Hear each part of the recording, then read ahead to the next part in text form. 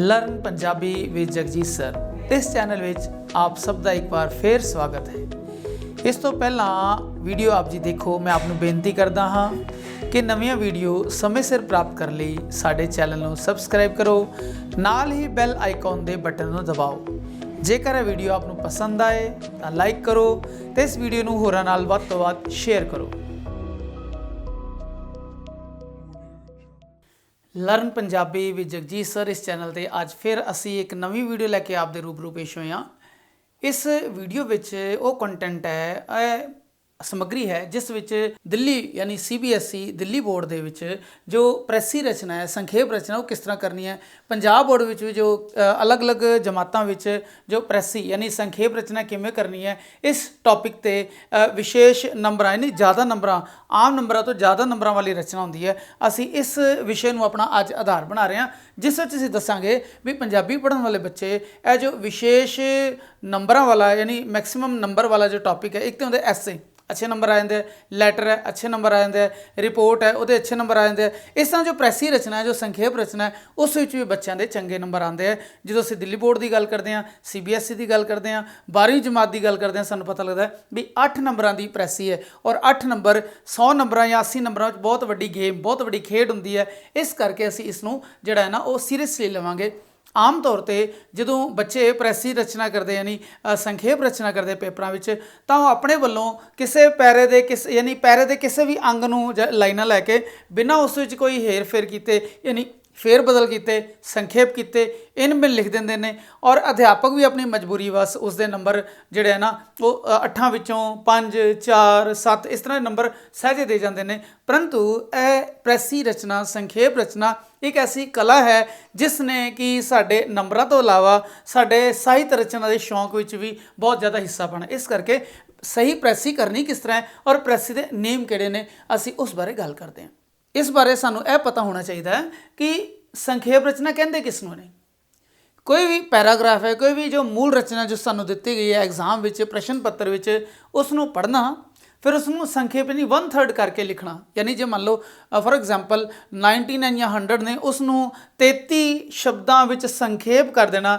ऐसा संखेप कर देना भी उसका जो मूल भाव है, जो उसका संदेश है, जो उसका करता काल लिंग वो सेम रहे, वो भावना वो जो मैसेज है वो सेम रहे, पर वो 100% तो घट के वो 33 या 30% तक आ जाए। हुण जे असीं 33 शब्दों की गल करते हैं, सानूं पता होना चाहिए 33 तो 32 31 30 भी हो सकते हैं और 33 तो 34 35 भी हो सकते हैं। इस करके कुछ वाधे या कुछ घाटे नूं असीं ज़्यादा जिहड़ा गंभीरता नाल नहीं लेना। साडा जो मैसेज है वो इन्हां लगभग इन्हां शब्दों विच इन्हां गिणती विच पूरा हो जाना चाहिए।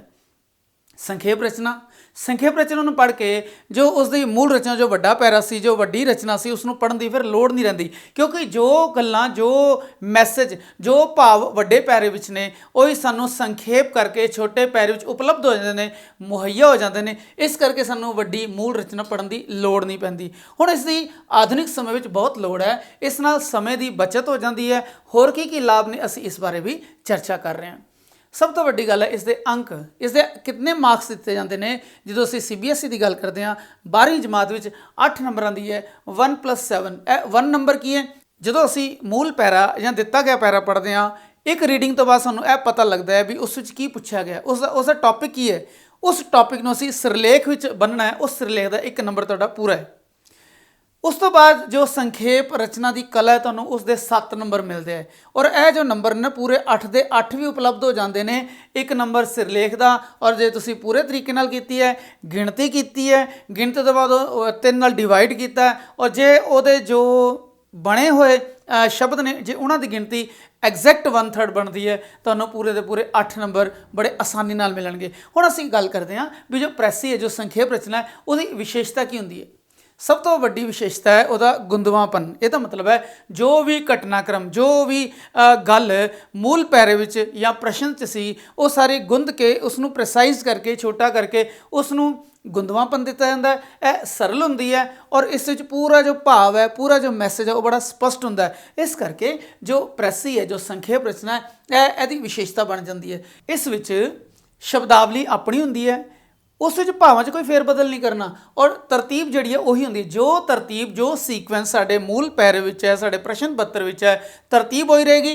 उस विच असी अपनी शब्दावली नूं ऐड कर सकते हैं, उस विच जोड़ सकते हैं। उस तो बाद इस संखेप रचना इस प्रैसी के राही विद्यार्थी ने जाच सिखाई जाती है कि बहुती गल नूं थोड़े शब्दों में किवें करना है, बहुती गल नूं थोड़े शब्दों में किवें करना है। इस नाल उसकी लिखण योग्यता यानी जो उसकी स्किल है, राइटिंग स्किल है, और भाषा समझ जो उसकी लैंगुएज स्किल है उसका विकास होता है, और वो एक चंगा लिखारी या एक चंगा आलोचक या एक चंगा साहित्यकार बन सकता है। इस तो इलावा ਜਦੋਂ ਕਿਸੇ ਜਗ੍ਹਾ ਲੰਬੇ ਭਾਸ਼ਣ ਹੁੰਦੇ ਆ, ਲੰਮੀਆਂ ਵਿਚਾਰ ਗੋਸ਼ਟੀਆਂ ਹੁੰਦੀਆਂ ਨੇ, ਕੋਈ ਮਸਲੇ ਹੁੰਦੇ ਆ, ਉਹਨਾਂ ਨੂੰ ਸਮਝ ਕੇ ਵਿਦਿਆਰਥੀ ਇਸ ਨੂੰ ਆਪਣੇ ਅੱਗੇ ਆਪਣੇ ਕਾਰਜ ਖੇਤਰ ਯਾਨੀ ਜੇ ਉਹ ਅਖਬਾਰ ਦੇ ਖੇਤਰ ਵੀ ਜਾਂਦੇ ਨੇ, ਜੇ ਟੀਵੀ ਦੇ ਖੇਤਰ ਵੀ ਜਾਂਦੇ ਨੇ, ਤੇ ਕਿਸੇ ਵੱਡੀ ਗੱਲ ਨੂੰ ਜਾਂ ਸਾਹਿਤ ਰਚਨਾ ਦੇ ਖੇਤਰ ਜਾਂਦੇ ਨੇ, ਕਿਸੇ ਵੱਡੀ ਗੱਲ ਨੂੰ ਉਹ 1/3 ਕਰਕੇ ਉਸ ਨੂੰ ਜਿਹੜਾ ਨਾ ਉਹ ਥੋੜ੍ਹੇ ਸ਼ਬਦਾਂ 'ਚ ਚੰਗੇ ਤਰੀਕੇ ਨਾਲ, ਸੋਹਣੇ ਤਰੀਕੇ ਨਾਲ ਬਿਆਨ ਕਰ ਸਕਦੇ ਨੇ, ਯਾਨੀ ਕਿਸੇ ਵੱਡੀ ਰਚਨਾ ਨੂੰ ਉਹ ਸੰਖੇਪ ਵਿੱਚ ਸਮਝਾ ਸਕਦੇ ਨੇ।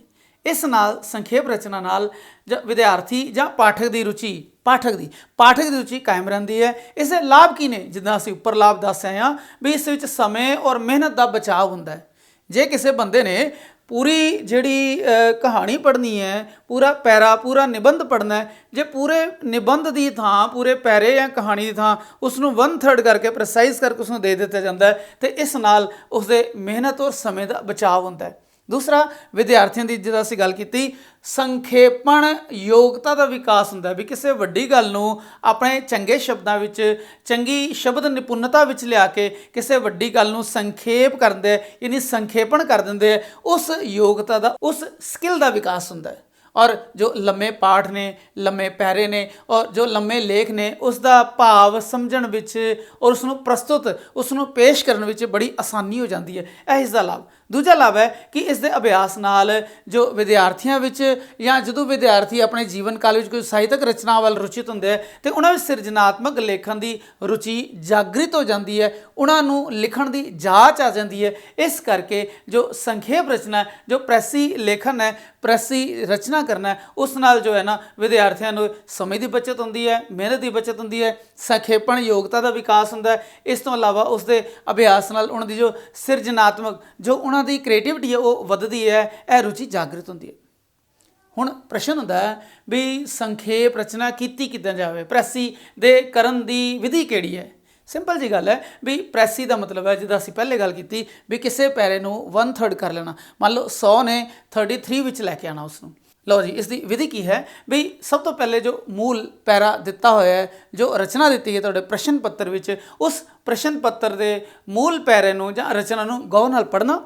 उस तो बाद उसके विषय की सानू समझ आ जाती है भी यह पैरा काहदे लई लिखिया है, कि यह समाज के किसी अंग नूं दसदा है या किसी समस्या बारे गल करता है या स्त्री जाति बारे गल, एकदम साडे मन च वो विचार आंदा भी यह पैरा तो इस बारे है। इसका मतलब है उस सिरलेख की सानू टाइटल की समझ आ गई भी यह किस बारे है। जो असीं लिखांगे भ्रूण हत्या, जिद्दां ही लिखांगे हैडिंग उहदा पावांगे, टाइटल पावांगे, सिरलेख पावांगे, उहदा 1 नंबर साडू पक्का हो गया। इस तरह साडी जो पहली रीडिंग है उस विच सानू उस दे सिरलेख बारे 1 नंबर बारे सोझी हो गई। उस तो बाद की करांगे असी उस पूरे पैरे की गिणती कर लांगे, पूरे पैरे की शब्दों की गिणती करके उसनूं 3 नाल भाग देंगे तो उसका अप्रोक्सीमेटली जिद्दां मैं पहले दसिया भी मान लो 100 शब्द ने फॉर एग्जाम्पल, उससे असी 33 कर ले, 33 तो जो 35 हो जाते हैं, 33 तो जो 30 हो जाते, कोई खास फर्क नहीं पैन लगा। जे एग्जैक्ट 33 के आस पास रहिंदे तो नंबर पूरे मिलणगे। उस तो बाद इसका फिर दूसरा पठन करते हैं। दूजे पठन विच दूजी रीडिंग विच उस पैराग्राफ में जो मेन पॉइंट्स ने असी उसनूं पेन नाल पेंसिल नाल अंडरलाइन करांगे, यानी मूल नुकते रेखांकित यानी अंडरलाइन करांगे। उस तो बाद की कटना है, उस जो गैर जरूरी नुकते ने, अनवांटेड जो पॉइंट्स ने उसनूं कट देंगे, जो रिपीटिशन है जो दोहराव है उसनूं कट देंगे, जो एग्जाम्पल्स ने वो कट देंगे। इस तो अलावा जो तुलना की है किसी चीज़ की वो भी कट देंगे। उस तो अलावा ਜਿਹੜੇ ਅਸੀਂ व्याकरण विच ग्रामर विच पढ़ते हैं, बहुते शब्दों ਲਈ एक शब्द असी उस कंसैप्ट ਨੂੰ ਅਸੀਂ बहुत ज़्यादा क्लीयर करना अपना। मान लो भी पैराग्राफ विच आंदी है ਉਹ पिंड दी सांझी जमीन उत्ते तुरिया जांदा सी, ਉਹ पिंड दी सांझी जमीन उत्ते तुरिया जांदा सी। 9 शब्द हो गए। ਅਸੀਂ ਕਹਿੰਦੇ ਆ ਉਹ ਸ਼ਾਮਲਾਟ ਤੇ ਤੁਰਿਆ ਜਾਂਦਾ ਸੀ, 3 शब्द घट हो गए। ਇਹਦਾ मतलब है भी ਅਸੀਂ पिंड दी सांझी जमीन, बहुअर्थक शब्द का मतलब ਸ਼ਾਮਲਾਟ। इस तरह एक होर एग्जाम्पल है भी ਉਹ ਹੁਣ जीवन ਅਤੇ मरण की अवस्था विचों निकल चुकिया सी। ਅਸੀਂ देखा यह 11 शब्द ने। ਇਹਦਾ ਕੀ ਬਣੇਗਾ? ਹੁਣ ਉਹ ਅਮਰ ਸੀ, 4 ਸ਼ਬਦ ਬਣੇ। ਇਸ ਦਾ ਮਤਲਬ ਹੈ ਜਦੋਂ ਅਸੀਂ ਆਪਣੀ ਇਹ ਕੁਸ਼ਲਤਾ ਨੂੰ ਜਾਗਰਿਤ ਕੀਤਾ ਤੇ ਸਾਨੂੰ ਬਹੁਤੇ ਸ਼ਬਦਾਂ ਦੇ ਥਾਂ ਥੋੜੇ ਸ਼ਬਦਾਂ ਵਿੱਚ ਆਪਣੀ ਗੱਲ ਔਰ ਬੜੀ ਨਿਪੁੰਨਤਾ ਨਾਲ, ਬੜੀ ਸ਼ਾਰਪਨੈਸ ਨਾਲ, ਬੜੀ ਕ੍ਰਿਸਪੀ ਜਿਹੜੇ ਉਹ ਗੱਲ ਕਰਨ ਦੀ ਉਹ ਜਾਚ ਆ ਗਈ, ਉਹ ਕੁਸ਼ਲਤਾ ਪੈਦਾ ਹੋ ਗਈ। ਅਸੀਂ ਦੂਜੀ ਰੀਡਿੰਗ ਵਿੱਚ ਜੋ ਨੁਕਤੇ ਸੀ ਅੰਡਰਲਾਈਨ ਕੀਤੇ ਸੀ, ਹੁਣ ਤੀਜਾ ਸਟੈਪ ਸਾਡਾ ਕੀ ਹੁੰਦਾ ਹੈ ਵੀ ਅਸੀਂ ਉਹਨਾਂ 3 ਨੁਕਤਿਆਂ ਨੂੰ ਇੱਕ ਬਣਾਤਾ, 3 ਨੁਕਤਿਆਂ ਨੂੰ ਇੱਕ ਬਣਾਤਾ, 3 ਨੁਕਤਿਆਂ ਨੂੰ ਇੱਕ ਬਣਾਤਾ। ਜਦੋਂ ਅਸੀਂ ਇਸ ਤਰ੍ਹਾਂ ਕਰਾਂਗੇ ਸਾਡੇ ਜੋ 3 ਵਾਕ ਸੀ ਉਹਨਾਂ ਦਾ ਇੱਕ ਵਾਕ ਬਣਨਾ ਸ਼ੁਰੂ ਹੋ ਜਾਏਗਾ ਔਰ ਉਹ ਬੜੇ ਤਰੀਕੇ ਨਾਲ, ਇਹ ਨਹੀਂ ਕਹਿ ਸਕਦੇ ਤੁਸੀਂ ਕਿ ਤੁਹਾਡੇ ਪਹਿਲੇ ਅਟੈਂਪਟ ਵਿੱਚ, ਪਹਿਲੇ ਯਤਨ ਵਿੱਚ ਤੁਸੀਂ ਇੱਕ ਚੰਗੀ ਸੰਖੇਪ ਰਚਨਾ ਕਰ ਸਕਦੇ ਹੋ। ਇਸ ਲਈ ਤੁਹਾਨੂੰ 2 3 4 5 10 ਸੰਖੇਪ ਰਚਨਾ ਲਗਾਤਾਰ ਕਰਨੀਆਂ ਪੈ ਸਕਦੀਆਂ। ਇਸ ਦੀ ਅਸੀਂ ਪ੍ਰੈਕਟਿਸ ਕਰਾਂਗੇ ਤੇ ਇਸ ਦੇ ਨਾਲ ਹੁਣ ਅਸੀਂ ਦੇਖਦੇ ਹਾਂ ਅੱਗੇ ਕੀ ਕਰਨਾ ਹੈ। ਹੁਣ ਗੱਲ ਆਉਂਦੀ ਹੈ ਵੀ ਜੋ ਤੁਸੀਂ ਪੁਆਇੰਟਸ ਲਿਖੇ, 3 ਦਾ 1 ਪੁਆਇੰਟ ਬਣਾਉਣਾ ਸ਼ੁਰੂ ਕੀਤਾ, ਹੁਣ ਉਸ ਦੇ ਲਿਖਣ ਦੀ ਤਿਆਰੀ ਤੁਸੀਂ ਸ਼ੁਰੂ ਕਰਤੀ। ਇਸ ਵਿੱਚ ਤੁਸੀਂ ਵਿਆਕਰਣਕ ਨਿਯਮਾਂ ਦਾ ਧਿਆਨ ਰੱਖਣਾ ਹੈ, ਜੋ ਵਾਕ ਬਣਤਰ ਹੈ, ਜੋ ਭਾਸ਼ਾ ਪਰਿਪੱਕਵਤਾ ਹੈ, ਜੋ ਮੈਚੁਰਿਟੀ ਆਫ ਮੈਸੇਜ ਹੈ, ਤੁਸੀਂ ਉਸ ਚੀਜ਼ ਦਾ ਧਿਆਨ ਰੱਖਣਾ ਹੈ। ਤੇ ਜਦੋਂ ਅਸੀਂ ਇਸ ਤਰ੍ਹਾਂ ਉਹਨਾਂ ਨੂੰ ਪੁਆਇੰਟਸ ਨੂੰ, ਨੁਕਤਿਆਂ ਨੂੰ ਜੋੜ ਕੇ ਆਪਣੇ ਵਾਕਾਂ ਦੀ ਰਚਨਾ ਕਰਾਂਗੇ, ਛੋਟੇ ਵਾਕਾਂ ਦੀ ਰਚਨਾ ਕਰਾਂਗੇ, ਚੰਗੇ ਭਾਵਾਂ ਵਾਲੇ ਵਾਕਾਂ ਦੀ ਰਚਨਾ ਕਰਾਂਗੇ, ਉਸ ਤੋਂ ਬਾਅਦ ਸੰਖੇਪ ਰਚਨਾ ਤਿਆਰ ਹੋ ਜਾਏਗੀ। ਤੁਸੀਂ ਉਸ ਦਾ ਪਠਨ ਕਰੋਗੇ ਔਰ ਸੰਤੁਸ਼ਟੀ ਭਾਵ ਤੁਹਾਡੇ ਸਾਹਮਣੇ ਆ ਜਾਏਗਾ। ਇਹ ਸਾਰੀ ਵਿਧੀ ਹੈ, ਇਹ ਸੰਖੇਪ ਰਚਨਾ ਦਾ ਸਾਰਾ ਵਿਸਤਾਰ ਸੀ, ਕਿਵੇਂ ਕਰਨਾ ਹੈ, ਉਹਦੇ ਲਾਭ ਕੀ ਨੇ। ਇਸ ਤੋਂ ਬਾਅਦ ਅਸੀਂ ਹੁਣ ਪ੍ਰੈਕਟਿਸ ਕਰਦੇ ਹਾਂ ਵੀ ਦਿੱਤੇ ਗਏ ਪੈਰੇ ਵਿੱਚੋਂ ਸੰਖੇਪ ਰਚਨਾ ਕਿਵੇਂ ਕਰਨੀ ਹੈ। ਲਓ ਜੀ, ਅਸੀਂ ਹੁਣ ਇਸ ਪ੍ਰੈਸੀ ਜਾਂ ਸੰਖੇਪ ਰਚਨਾ ਦਾ ਅਭਿਆਸ ਕਰਦੇ ਹਾਂ। ਸਾਡੇ ਕੋਲ ਪਹਿਲੇ ਅਭਿਆਸ ਲਈ ਇੱਕ ਪੈਰਾਗ੍ਰਾਫ ਹੈ ਜਿਸ ਨੂੰ ਅਸੀਂ ਪਹਿਲੀ ਵਾਰ ਪੜ੍ਹਦੇ ਹਾਂ। ਧਿਆਨ ਇਹ ਰੱਖਣਾ ਕਿ ਜੋ ਇਹਦੀ ਵਿਧੀ ਹੈ ਉਸ ਅਨੁਸਾਰ ਹੀ ਚੱਲਣਾ ਹੈ। ਅਸੀਂ ਪਹਿਲੀ ਰੀਡਿੰਗ ਕਰਾਂਗੇ ਤੇ ਪਹਿਲੀ ਰੀਡਿੰਗ ਵਿੱਚੋਂ ਇਸ ਦੀ ਜੋ ਹੈਡਿੰਗ ਆ ਉਹ ਕੱਢਾਂਗੇ। ਲਓ ਸ਼ੁਰੂ ਕਰਦੇ ਹਾਂ। ਸਾਡੇ ਸਕੂਲਾਂ ਕਾਲਜਾਂ ਦੀ ਨਵੀਂ ਪਨੀਰੀ ਨੂੰ ਅਖਬਾਰਾਂ ਬਾਰੇ ਸੱਚ ਸੁਝਾਉਣ ਦੀ ਡਾਢੀ ਲੋੜ ਹੈ। ਅਖਬਾਰ ਬੀਨੀ ਯਾਨੀ ਅਖਬਾਰ ਪੜ੍ਹਨਾ, ਅਖਬਾਰ ਬੀਨੀ ਵੀ ਦੂਜੀਆਂ ਭੁੱਖਾਂ ਵਾਂਗ ਸੰਜਮ ਅਤੇ ਲੋੜ ਅਨੁਸਾਰ ਹੀ ਚਾਹੀਦੀ ਹੈ। ਅਖਬਾਰ ਵਾਲੇ ਆਖਰ ਕੌਣ ਹਨ?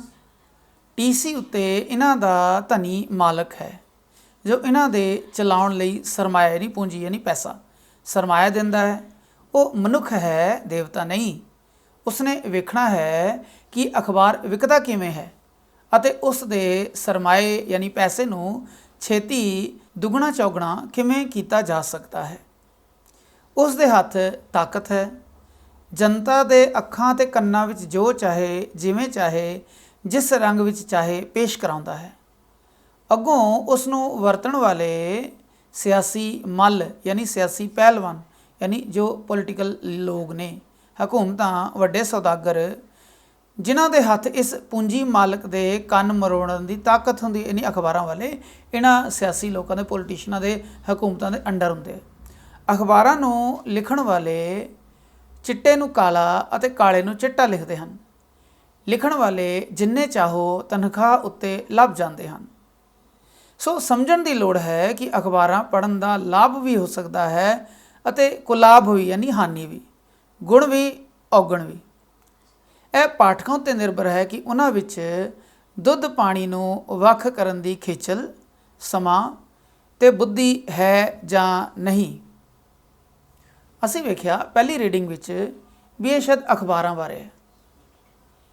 1 ਨੰਬਰ ਦਾ ਸਾਡਾ ਸੁਝਾਅ ਆ ਗਿਆ ਵੀ ਅਖਬਾਰ ਪੜ੍ਹਨਾ ਹੋ ਸਕਦਾ ਇਹਦਾ ਟਾਈਟਲ, ਸਿਰਲੇਖ, ਜਾਂ ਵਿਦਿਆਰਥੀ ਦੇ ਅਖਬਾਰ, ਜਾਂ ਫਿਰ ਅਖਬਾਰ ਦਾ ਸੰਸਾਰ, ਜਾਂ ਅਖਬਾਰਾਂ ਦਾ ਕਾਲਾ ਸੱਚ। ਅਸੀਂ ਅਖਬਾਰ ਬਾਰੇ ਜੋ ਵੀ ਸਾਡੇ ਮਨ ਵਿੱਚ ਪਹਿਲੀ ਭਾਵਨਾ ਆਉਂਦੀ ਹੈ, ਜੋ ਬੜੇ ਸੰਖੇਪ ਵਿੱਚ ਲਿਖਣਾ, ਪੂਰਾ ਵਾਕ ਨਹੀਂ ਲਿਖਣਾ ਉਸ ਵਿੱਚ। ਜੇ ਵਾਕ ਲਿਖੋਗੇ ਤਾਂ ਉਹ ਹੈਡਿੰਗ ਨਹੀਂ, ਉਹ ਟਾਈਟਲ ਨਹੀਂ ਬਣੇਗਾ, ਉਹ ਸਿਰਲੇਖ ਨਹੀਂ ਬਣੇਗਾ। ਇਸ ਨੂੰ ਸੰਖੇਪ ਵਿੱਚ ਲਿਖਣਾ ਹੈ। ਲਓ ਜੀ, ਅਸੀਂ ਹੁਣ ਦੂਜੀ ਗੱਲ ਕਰਦੇ ਹਾਂ। ਅਸੀਂ ਹੁਣ ਇਹਦੇ ਜੋ ਫਾਲਤੂ ਐਗਜ਼ਾਮਪਲ ਨੇ, ਜੋ ਰਿਪੀਟੀਸ਼ਨ ਜਾਂ ਦੁਹਰਾਵ ਨੇ, ਅਸੀਂ ਉਹਨਾਂ ਨੂੰ ਕੱਟਦੇ ਹਾਂ ਔਰ ਨਾਲ 3 ਲਾਈਨਾਂ ਦੀ 1 ਲਾਈਨ ਬਣਾ ਲਿਆ। ਸਭ ਤੋਂ ਪਹਿਲਾਂ ਅਸੀਂ ਇਸ ਦੀ ਕਾਊਂਟਿੰਗ ਕਰਦੇ ਹਾਂ। ਹੁਣ ਮੈਂ ਇਸ ਪੈਰੇ ਦੀ ਸਰਸਰੀ ਤੌਰ ਤੇ ਕਾਊਂਟਿੰਗ ਕੀਤੀ ਤਾਂ ਮੈਨੂੰ ਪਤਾ ਲੱਗਾ ਵੀ ਇਸ ਵਿੱਚ ਲਗਭਗ 180 183 ਸ਼ਬਦ ਨੇ। ਮੈਂ ਉਸ ਨੂੰ 3 ਨਾਲ ਭਾਗ ਕਰਦਾ ਤੇ 61 ਜਾਂ 60 ਜਿਹੜੇ ਸ਼ਬਦ ਨੇ ਉਹ ਮੈਨੂੰ ਮਿਲਦੇ ਨੇ। ਹੁਣ ਅਗਲਾ ਜੋ ਕੰਮ ਹੈ, ਮੈਂ ਇਹਨਾਂ ਸਾਰੇ ਮੇਨ ਪੁਆਇੰਟਸ ਨੂੰ ਅੰਡਰਲਾਈਨ ਕਰਾਂਗਾ। ਇਸ ਤੋਂ ਬਾਅਦ ਮੈਂ ਉਹਨਾਂ ਨੂੰ 3 ਪੁਆਇੰਟਸ ਨੂੰ ਇੱਕ ਕਰਾਂਗਾ, ਫਾਲਤੂ ਜਿਹੜੇ ਪੁਆਇੰਟਸ ਉਸ ਨੂੰ ਕੱਟ ਦਿਆਂਗਾ। ਲਓ ਜੀ, ਅਸੀਂ ਇਸ ਨੂੰ ਸ਼ੁਰੂ ਕਰਦੇ ਹਾਂ। ਜੋ ਦੂਸਰੀ ਰੀਡਿੰਗ ਹੈ ਉਸ ਵਿੱਚ ਅਸੀਂ ਹੁਣ ਅੰਡਰਲਾਈਨ ਕਰਦੇ ਹਾਂ ਵੀ ਸਾਡੇ ਸਕੂਲਾਂ ਕਾਲਜਾਂ ਦੀ ਨਵੀਂ ਪਨੀਰੀ, ਇੱਥੇ ਆ ਕੇ ਵਿਦਿਆਰਥੀਆਂ। ਅਖਬਾਰਾਂ ਬਾਰੇ ਸੱਚ ਸੁਝਾਉਣ ਦੀ ਡਾਢੀ ਲੋੜ ਹੈ। ਅਖਬਾਰ ਬਿੰਨੀ ਵੀ ਦੂਜੀਆਂ ਭੁੱਖਾਂ ਵਾਂਗ ਸੰਜਮ ਤੇ ਲੋੜ ਅਨੁਸਾਰ ਹੀ ਕਰਨੀ ਚਾਹੀਦੀ ਹੈ। ਹੁਣ ਇੱਥੇ ਅਸੀਂ ਦੇਖਿਆ ਵੀ ਇੱਥੇ ਅਸੀਂ ਵਿਦਿਆਰਥੀਆਂ ਲਿਖ ਲਿਆ, ਵਿਦਿਆਰਥੀਆਂ ਨੂੰ ਅਖਬਾਰ ਬਿੰਨੀ ਸੰਜਮ ਤੇ ਲੋੜ ਅਨੁਸਾਰ ਕਰਨੀ ਚਾਹੀਦੀ ਹੈ। ਹੁਣ ਅਸੀਂ ਅਗਲੀ ਲਾਈਨ ਪੜ੍ਹਦੇ ਹਾਂ। ਅਖਬਾਰਾਂ ਵਾਲੇ ਆਖਰ ਕੌਣ ਹਨ? ਈਸੀ ਉੱਤੇ ਇਹਨਾਂ ਦਾ ਧਨੀ ਮਾਲਿਕ ਹੈ, ਇਹਨਾਂ ਨੂੰ ਚਲਾਉਣ ਲਈ ਸਰਮਾਇਆ ਦਿੰਦਾ ਹੈ। ਇਹ ਇੱਕ ਯਾਨੀ ਅਲੱਗ ਲੈਂਗੁਏਜ ਹੈ, ਅਲੱਗ ਭਾਸ਼ਾ ਹੈ। ਅਸੀਂ ਦੇਖਾਂਗੇ ਅਖਬਾਰ ਵਾਲੇ ਧਨੀ ਲੋਕ ਹੁੰਦੇ ਹਨ। ਫਿਰ ਲਿਖਿਆ ਇਹ ਮਨੁੱਖ ਹੈ, ਦੇਵਤਾ ਨਹੀਂ, ਇਹਦੀ ਲੋੜ ਨਹੀਂ। ਉਸਨੇ ਵੇਖਣਾ ਕਿ ਅਖਬਾਰ ਵਿਕਦਾ ਕਿਵੇਂ ਹੈ, ਉਸ ਦੇ ਸਰਮਾਏ ਨੂੰ ਛੇਤੀ ਦੁੱਗਣਾ ਚੌਗਣਾ ਕਿਵੇਂ ਕੀਤਾ ਜਾ ਸਕਦਾ ਹੈ। ਫਿਰ ਅਸੀਂ ਇਸਦਾ ਸੰਖੇਪ ਦੱਸ ਸਕਦੇ ਹਾਂ ਵੀ ਅਖਬਾਰ ਵਾਲੇ ਧਨੀ ਲੋਕ ਹੁੰਦੇ ਹਨ ਜਿਨ੍ਹਾਂ ਦਾ ਧਿਆਨ ਆਪਣੇ ਸਰਮਾਏ ਨੂੰ ਵਧਾਉਣਾ ਹੀ ਹੁੰਦਾ ਹੈ। ਫਿਰ ਅੱਗੇ ਪੜ੍ਹਿਆ ਆਪਾਂ, ਉਸ ਦੇ ਹੱਥ ਤਾਕਤ ਹੈ, ਜਨਤਾ ਦੇ ਅੱਖਾਂ ਤੇ ਕੰਨਾਂ ਵਿੱਚ ਜੋ ਚਾਹੇ ਜਿਵੇਂ ਚਾਹੇ ਜਿਸ ਰੰਗ ਵਿੱਚ ਚਾਹੇ ਪੇਸ਼ ਕਰਨ ਦਾ। ਇਹ ਰਿਪੀਟੀਸ਼ਨ ਬਹੁਤ ਜ਼ਿਆਦਾ ਹੋ ਗਈ। ਫਿਰ ਇਹ ਲਿਖਾਂਗੇ ਉਹ ਆਪਣੀ ਮਰਜ਼ੀ ਅਨੁਸਾਰ ਅਖਬਾਰਾਂ ਵਿੱਚ ਵਿਚਾਰ ਪੇਸ਼ ਕਰਾਉਂਦਾ ਹੈ।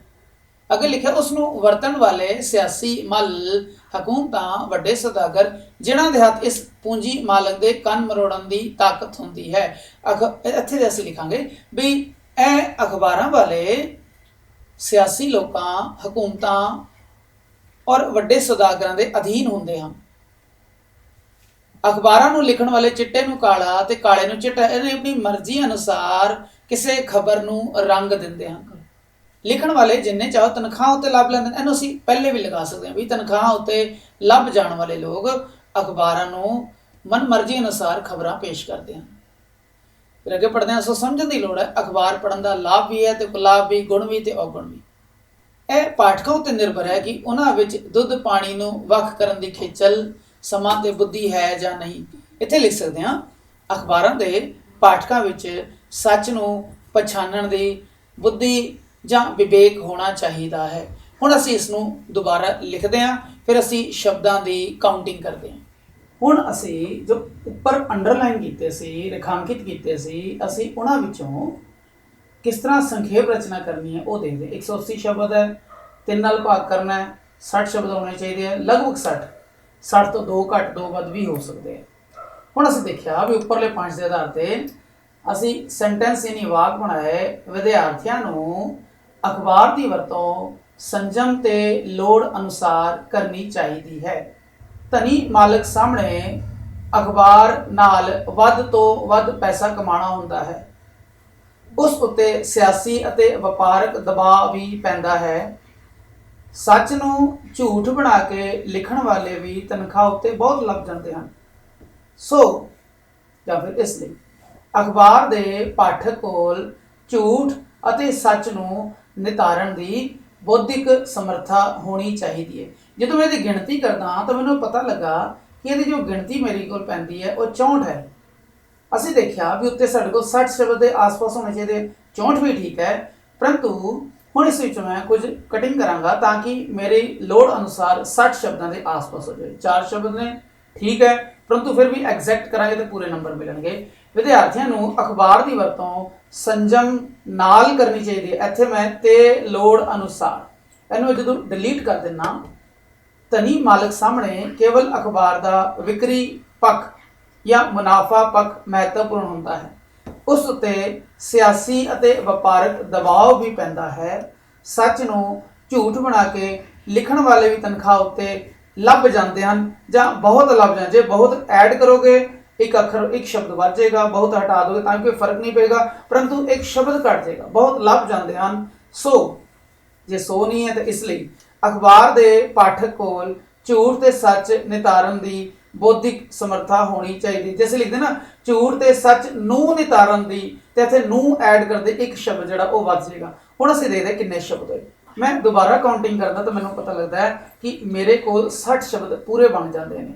ਇਸ ਤੋਂ ਬਾਅਦ ਅਸੀਂ ਇਸ ਨਾ ਸੰਖੇਪ ਰਚਨਾ ਦਾ ਦੂਜਾ ਅਭਿਆਸ ਕਰਦੇ ਹਾਂ।